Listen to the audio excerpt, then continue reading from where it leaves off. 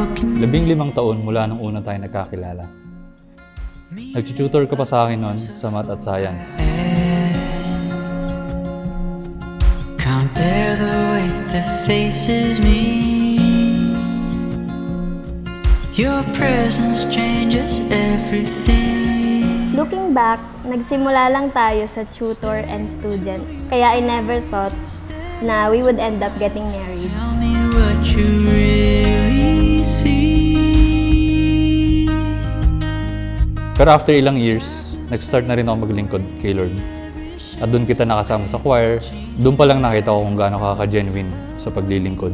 Kaya habang tumatagal, unti-unti na rin ako nahuhulog. I love you so. Never will I go. How could I leave? First, laging una ang Diyos. At ang pangako po niya, all these things shall be added unto you. Madalas po kasi kahit ngayon nagpandemya, marami pong natutukso at masyadong nakafocus po dito. Pero ang pangako po sa atin ng Diyos sa Mateo 6:33 na kung uunahin natin siya, bonus na lang po ang mga pagpapala na nagmumula sa Diyos. Never thought that I would find hidden deep inside this heart of mine, a love to hold and carry me,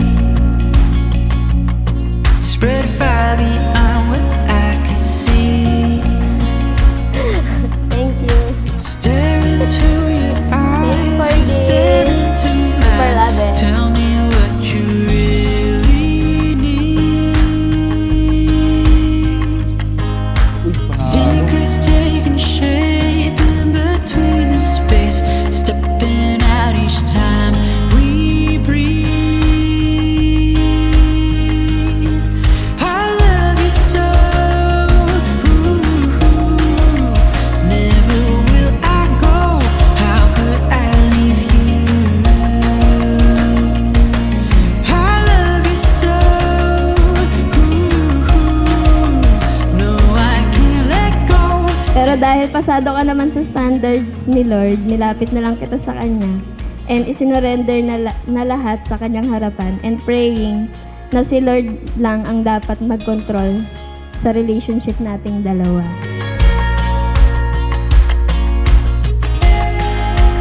Mula nang naging tayo, ikaw ang naging liwanag sa aking dilim, ang tala sa aking paningin, ang pahinga sa nakakapagod kong araw. I love you so.